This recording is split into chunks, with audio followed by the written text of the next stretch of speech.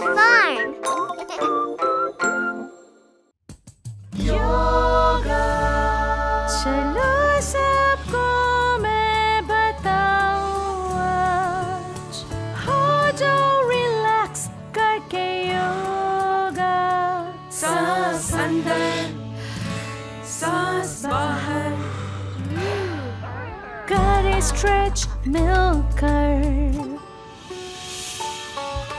चलो नीचे तुम झुक जाओ, अपने घुटनों पर ऐसे, फिर उठाओ अपने हिप्स और करो ये पोज।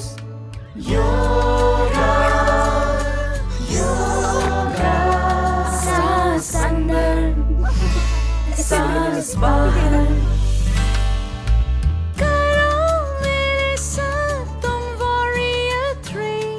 उठाओ पैर झुकाओ हिप्स फैलाओ हाथ ऐसे फिर बादलों में उड़े जैसे योगा